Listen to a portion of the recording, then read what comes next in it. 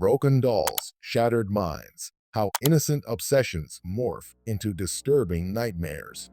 Margaret had always considered herself an ordinary woman, living in a quaint suburb where afternoons were filled with pleasant conversation and the hum of distant lawnmowers. She was a primary school teacher by trade, content to spend her days organizing lesson plans and reading stories to wide-eyed students.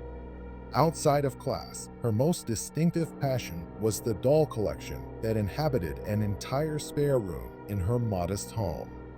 Her interest in these delicate figures began as a child when her grandmother gifted her a porcelain doll with a rose-patterned dress. The doll's painted face and meticulously arranged curls evoked a fragile beauty that fascinated Margaret, capturing her imagination and forging a cherished memory. Over the years, she carefully assembled a variety of dolls from local antique shops, thrift stores, and even rummage sales. Each doll, with its unique attire and sculpted expression, seemed to carry a small piece of history in its glassy eyes. What began as a harmless pastime eventually grew into something more consuming. She found herself devoting entire weekends to searching for rare or unusual dolls, learning the intricacies of vintage porcelain, composition bodies, and resin figurines. She discovered entire online communities dedicated to doll restoration and custom wigging, forging friendships with other collectors who understood the thrill of stumbling across an old chipped figurine that only needed a bit of glue and love to shine once more. It happened gradually, but at some point, her little hobby stepped beyond the bounds of the ordinary. She began noticing an acute awareness whenever she entered her doll room, the feeling of being watched by countless painted eyes. She told herself it was natural, who wouldn't feel a bit disconcerted to see row upon row of finely detailed faces staring vacantly, especially in the half-darkness of early morning or late evening.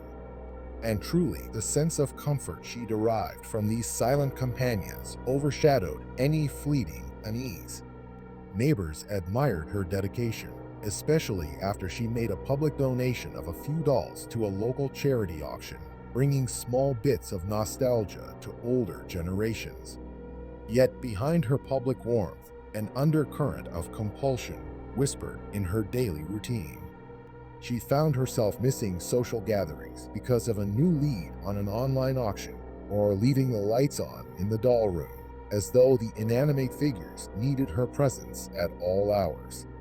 One Wednesday evening, Margaret caught wind of a rumored estate sale, an old house rumored to be stuffed with antiques, and after a busy day of teaching, she rushed across town, heart pounding at the chance of a hidden treasure. The property belonged to a recluse who had passed away without family, leaving behind an eerie hush in dust-laden corridors.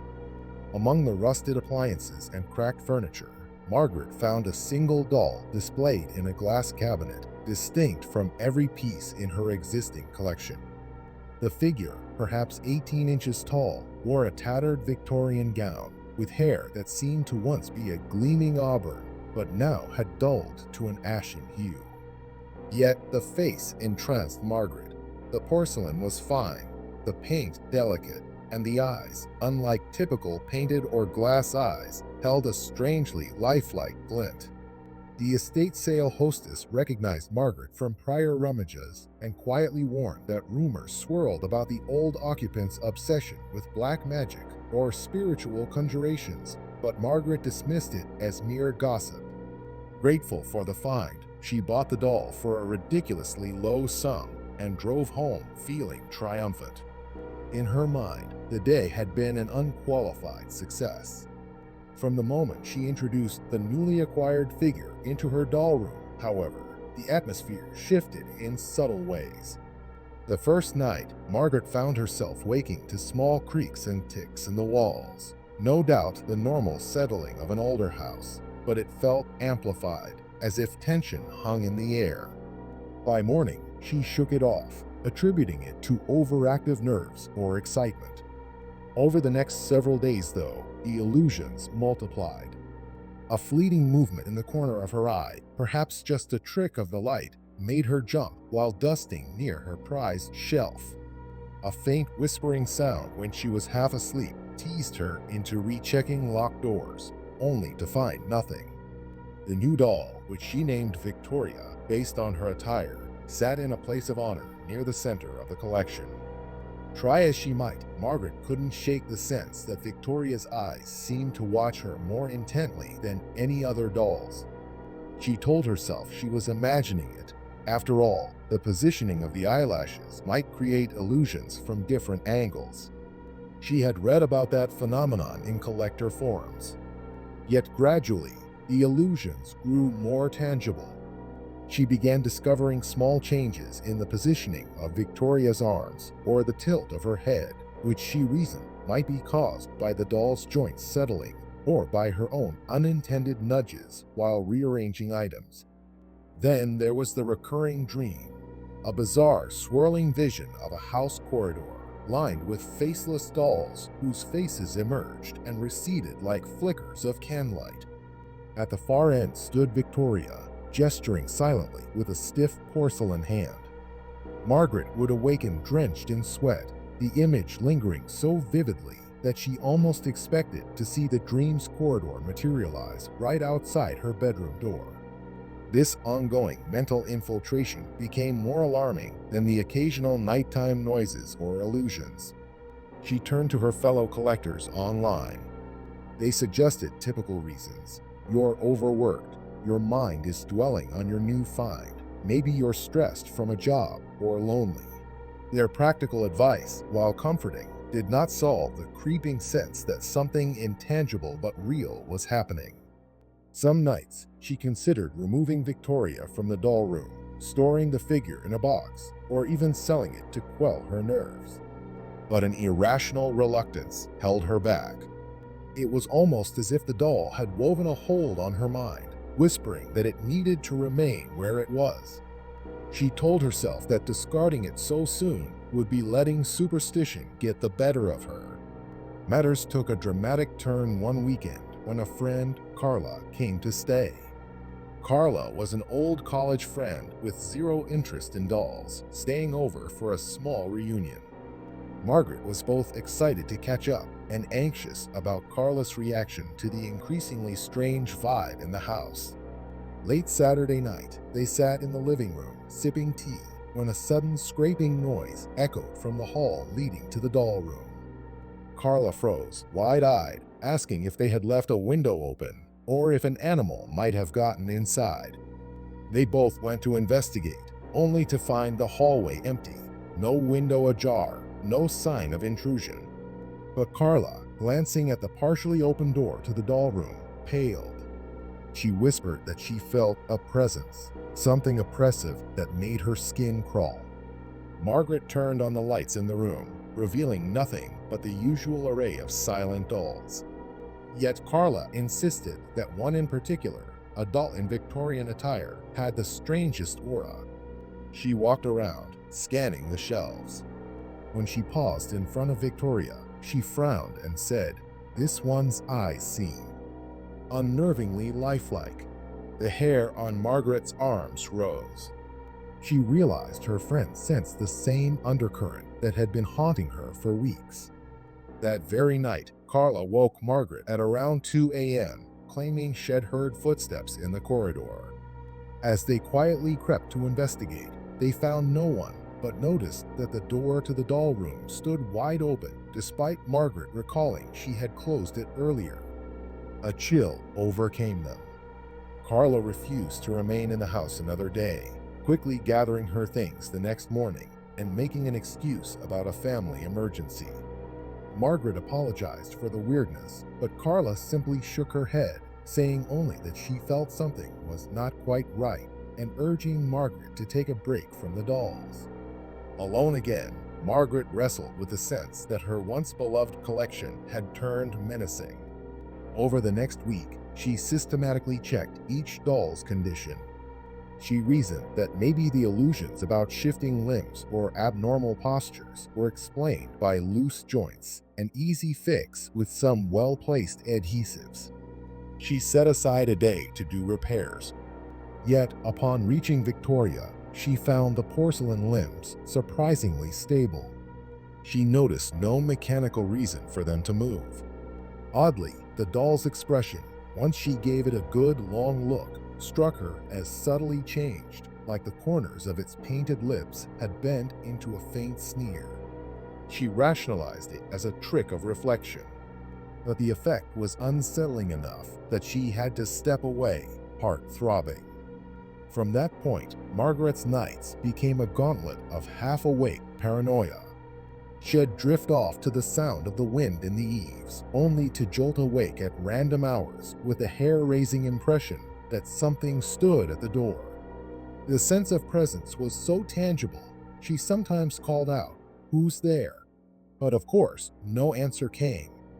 A few times, driven by dread, she flicked on the hallway lights and found the door to the doll room slightly ajar, or the overhead light turned on when she knew she had turned everything off.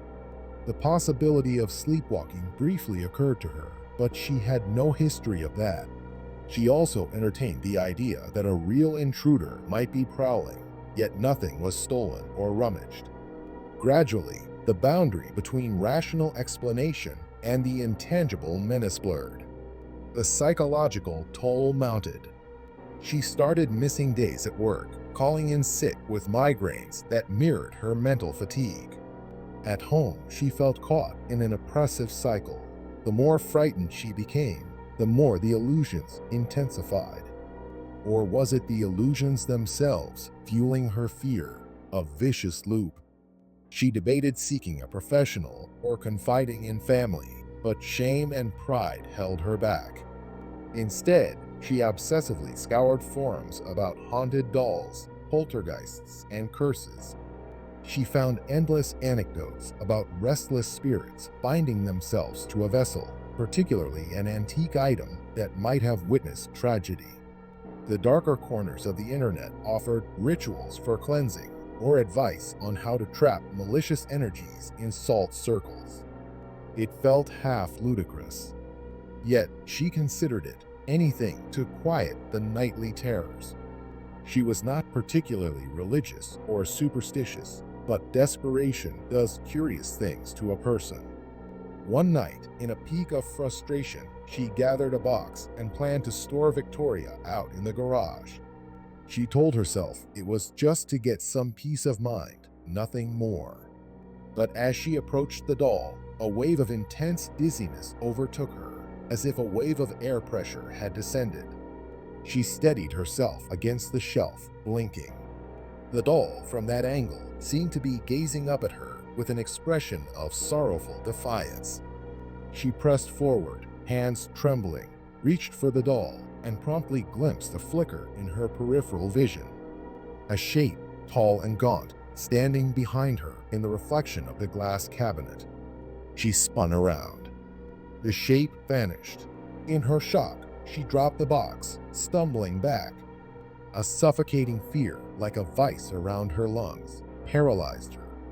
She retreated from the room entirely, leaving Victoria right where she was, perched with that faint, intangible smirk. At last, the situation escalated to a crisis point. Margaret woke in the middle of the night to the smell of something burning, like singed hair or fabric. Alarms blaring in her mind, she rushed around the house, expecting to find a short-circuited wire or a stovetop accident. Nothing. No smoke, no flame. Still, the odor persisted, drifting through the halls. With dread, she traced it to the corridor near the doll room. She flung open the door and found Victoria lying face down on the floor, separated from her usual spot, as if someone had thrown or dropped her. Stunned, she inspected the doll's porcelain surface. No cracks, yet the faint smell of burning clung to the gown's lace. She had no explanation. The experience so unsettled her that she physically shook for hours. She realized this was no mere game of illusions. Something malevolent, or at least powerfully bizarre, was afoot. At dawn, she called an older relative, her Aunt Marina, known in the family for dabbling in local folklore and mystic traditions. Though Aunt Marina lived miles away, she listened carefully as Margaret poured out the entire story. The illusions, the nightmares, the shifting doll, the sense of a presence. Without ridicule, Aunt Marina told her that sometimes objects can harbor energies from prior owners or from events that transpired around them. It doesn't have to be a demon, she said gently, but it can be a deeply unsettled resonance, especially if that doll was present at a moment of violence or intense sorrow. She advised a simple cleansing ritual, a symbolic approach involving salt, candles, and respectful words, an attempt to release or banish any negative force tied to the item.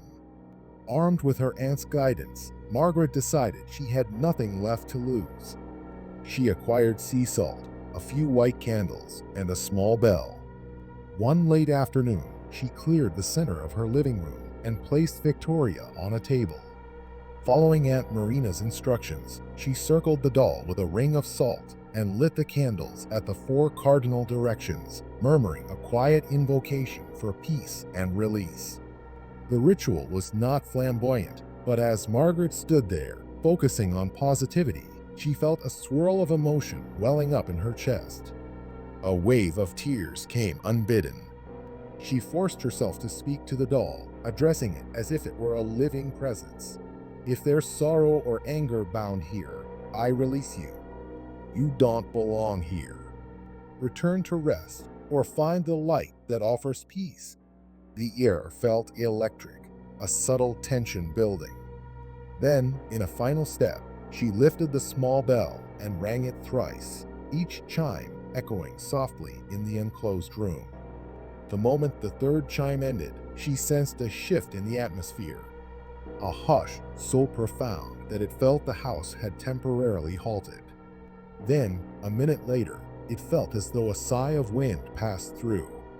The candle flames flickered, nearly going out, and a subtle release of pressure, like a weightlifting, swept over her. Margaret let out a long breath she hadn't realized she was holding. Tentatively, she extinguished the candles and carefully picked up Victoria. This time, no vertigo, no illusions. The doll remained a simple porcelain figure.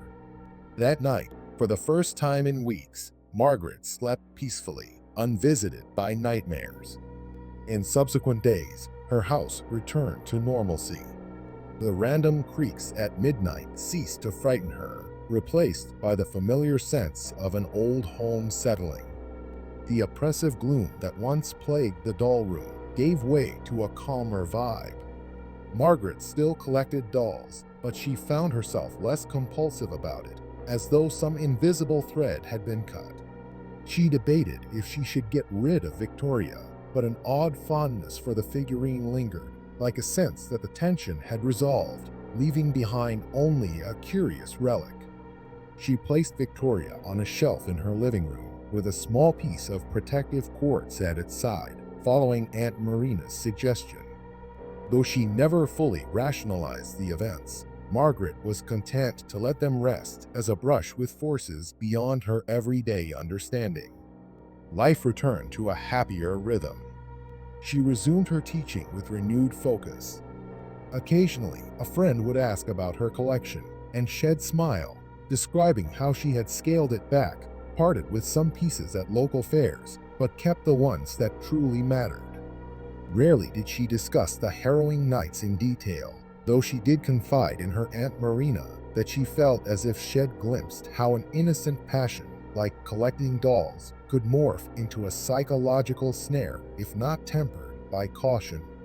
She recognized how easily one can be consumed, not merely by obsession, but by the intangible energies that might accumulate around old objects, especially those that might have witnessed sorrow or tragedy. Little epilogues trickled in from acquaintances. Carla apologized for leaving so abruptly, but admitted she'd experienced an uncanny dread in the house that night, and was relieved to hear that the negativity had lifted. Wayne Wilcox, hearing rumor that Margaret's house was once again at peace, stopped by to congratulate her, revealing that he too had parted with some old war relics after suspecting they carried dark memories. Margaret nodded knowingly. Though they never used the word haunted, both understood that certain items can weigh heavily on the mind, warping one's sense of normalcy. The experience taught them humility and the necessity of clearing emotional baggage. In the hush of an evening some months later, Margaret found herself gazing at Victoria with an almost affectionate smile. The doll's expression, which once unsettled her, now seemed serene.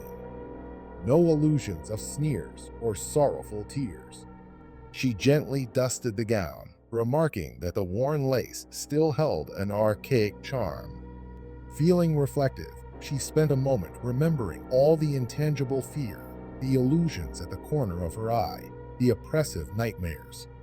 It struck her how swiftly an innocent hobby, born out of nostalgia and harmless admiration for craftsmanship, could derail into a labyrinth of psychological disturbance when overshadowed by deeper energies or personal vulnerabilities. She recognized that part of the terror came from within her, amplified by the subtle suggestion of a haunted presence. Another part, she suspected, might well have been an external phenomenon that defies conventional explanation. The line between personal imagination and real supernatural intrusion can blur under stress or obsession. Though the immediate crisis had passed, the broader lesson lingered. Any obsession, no matter how quaint, be it collecting dolls, old photographs, or even vintage trinkets, can become a channel for hidden anxieties or unprocessed emotional baggage. In some cases, it might even provide a conduit for energies that latch onto that fixation, taking advantage of the mental space you unwittingly offer them. In Margaret's case, the battered Victorian doll from an obscure estate sale turned out to be a catalyst that awakened something in the walls of her mind, and perhaps in the quiet corners of the world that hums just outside rational sight. The line, as the story reveals, is fragile. So ended Margaret's most terrifying episode, a cautionary illustration that behind adorable porcelain faces can lurk the potential for deeper, darker resonances, broken dolls, shattered minds. For a time, people in her neighborhood retold the events as a ghost story, how a devoted collector overcame a malignant presence. Some came to see her collection, expecting a chilling environment. Instead, they found a calm teacher with a curated set of dolls arranged tastefully. She'd greet them with tea, offering them to pick out a favorite figurine and explaining its historical context. For those with a discerning eye, maybe the faint echo of that once nightmarish hush lingered in the air. For all the rest, it was just an enchanting exhibit of silent companions. And in the subdued glow of her living room lamps each night, the dolls rest in their gentle hush, no longer vessels of shadow, but rather reminiscent of the art form they are. A single difference stands out. Margaret remains ever watchful, as if her experience taught her that innocence can become a magnet for hidden depths. She is content with her passion, but mindful of letting it rule her, or letting it morph into something that could open the door to uninvited presences. Thus, her story forms a quiet testament to the complexities of the human psyche and the intangible darkness it can manifest or attract. In that sense, these porcelain guardians, now freed of shadows, stand as silent witnesses to a haunting that tested the boundaries between collection and obsession, revealing how easily a simple pastime can twist into a terrifying confrontation with the unknown.